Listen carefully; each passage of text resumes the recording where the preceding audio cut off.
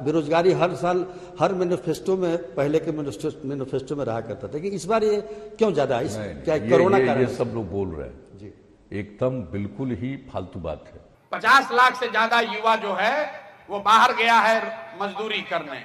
जो लोग बाहर गया है मजदूरी करने वो औसतन 12 से 15 हजार रुपया कमाता है और खर्चा के बाद घरे 6 से 8 हजार रुपया भेजता है।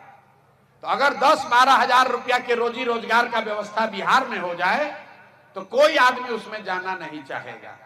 तो ये व्यवस्था कैसे होगा? लोगों का पलायन इसलिए हो रहा है कि यहां से पूंजी का पलायन हो रहा है। आपको ये शायद पता नहीं है कि बिहार से हर साल 2.5 लाख करोड़ रुपया बैंक, जो आप और हम अपने बैंक में यहां जमा करते हैं, 2.5 लाख करोड़ रुपया बैंक वाला बिहार से बाहर भेजता है। गुजरात में, तमिलनाडु में, उत्तर प्रदेश में, कर्नाटक में, आंध्र प्रदेश में। ये आंकड़ा कहां से बा?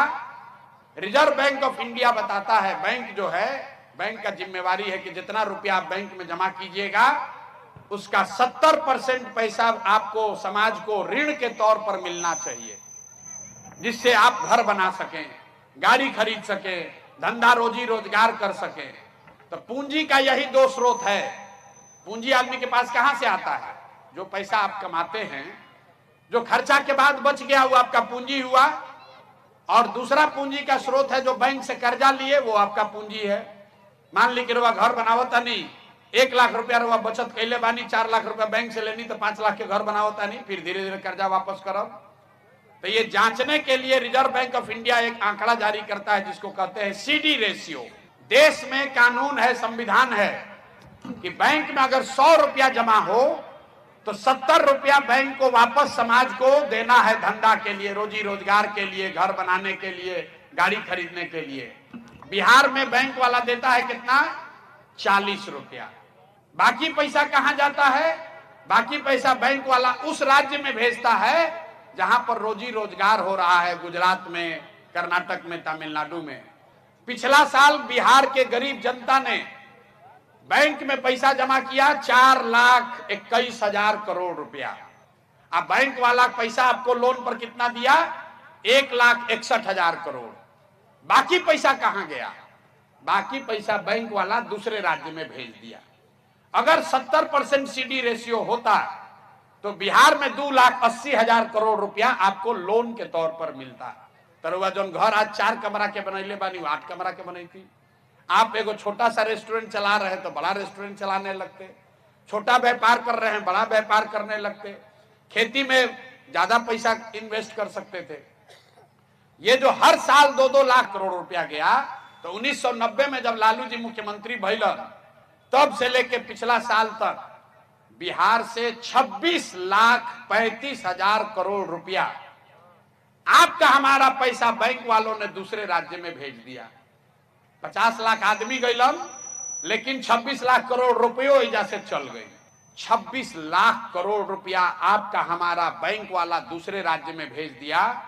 आप अंदाजा लगाइए, अगर 26 लाख करोड़ रुपया बिहार में इन्वेस्ट होता तो यहां पर कितना रोजी रोजगार पैदा होता।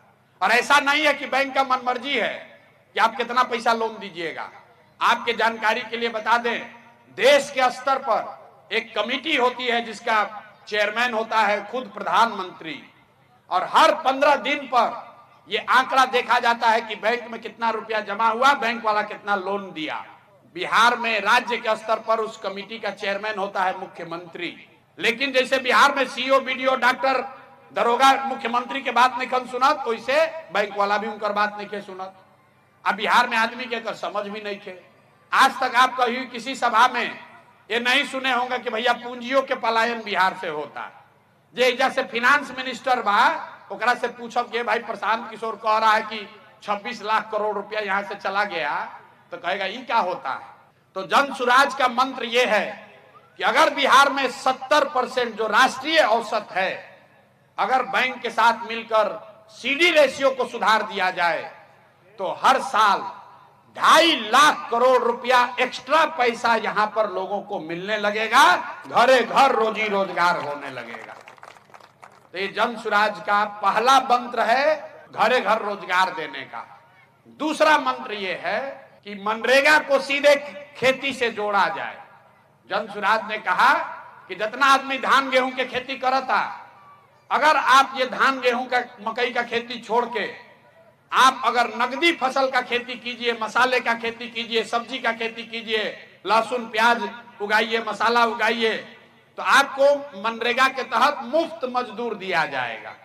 एक फायदा क्या होई कि रउआ मजदूर मिल जाए मुफ्त में, मनरेगा के चोरी हो जाए बंद, 1 रुपया हमनी के लागी ना, कहे से कि मनरेगा के पैसा दिल्ली से आवता, आ जौन मजदूर रउआ के दियाई 2 बीघा पर, तो रउआ ओकरा से काम कराई। वो अभी तक क्या होता कि जितना नीचे पंचायत वाला 40% चोरी करके मनरेगा के लूट मचल बा। तो जो कृषि का पलायन है, एक और लोग जाता पंजाब में हरियाणा में खेती मजदूरी करे, आ एजा जो खेती करता वो कहता भैया क्या है, पहले खैनी खेती करत रही, पहले प्याज उगावत रही, लेकिन मजदूर मिलते नहीं, यही से खेती बंद कर देनी। तो हम लोग कह रहे हैं कि अगर जो कृषि का मजदूर है उसका पलायन रोकना है तो मनरेगा को कृषि से जोड़ दीजिए, किसान को फायदा होगा, किसान को मजदूर मुफ्त हो जाएगा, और लाखों लोग जो जा रहा है पंजाब में हरियाणा में खेत काटने, वो बिहार में ही काम करने लगेगा। और तीसरा जो काम हम लोग कर रहे हैं, तीसरा जो रोजगार का पलायन रोकने का तरीका बताया, दुनिया में जितना अर्थशास्त्री बाड़न, एगो स्कीम कहल जाला इंटरेस्ट सबवेंशन। कर्ज काहे ना लिहिला, कर्ज से ज्यादा लोग ब्याज से डरते हैं। भैया कर्जा 1 लाख रुपया दे, 10,000 12,000 15,000 रुपया ब्याज लागी, तो आदमी डर के मारे बिजनेस व्यापार करने से आदमी डरता है। तो इसलिए हम लोग इस इंटरेस्ट सबवेंशन स्कीम का बात कर रहे हैं। मतलब रउआ 1 लाख रुपया बैंक से लोन ले, तो रउआ के कहल जाते कि खाली ऊपर ब्याज 4 रुपया दी, 6 रुपया सरकार के ओर से दिहल जाये, ताकि जितना युवा बाड़न महिला लोग बा, घरे घर लोग लोन ले, 1 लाख रुपया 2 लाख रुपया लेके छोटा छोटा काम करो, और ब्याज 4 रुपया लागो। इससे फायदा क्या होई?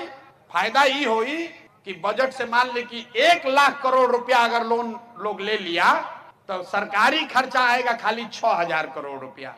कहे से कि 4,000 करोड़ रुपया रउआ दे ब्याज, और 6,000 करोड़ रुपया सरकार दी, और में 1 लाख करोड़ रुपया घरे घर बट जाये। 1 लाख करोड़ तो घरे घर आदमी कोई गाय खरीदी, कोई मुर्गी फार्म खोली, कोई दुकान खोली, कोई यूट्यूब बना ली, कोई टैक्सी कर ली। तो ये 3 चीज हम लोग करेंगे। पहला चीज, बिहार में 2.5 लाख करोड़ रुपया जो बैंक से पैसा बाहर जा रहा है, उसको रोकने का स्कीम है। 3 महीना के अंदर उसको रोक दिया जाएगा। जे बैंक जिनका बिजनेस करे के बाद उसको पैसा लोन यहीं देना है, लोन नहीं देगा ब्रांच उसका बंद करेंगे, बाहर जाओ भाई। अगर बिहार में पैसा जमा हो रहा है तो बिहार में लड़कों को लोन मिलना चाहिए। दूसरा बात, मनरेगा को सीधा कृषि से जोड़ा जाएगा।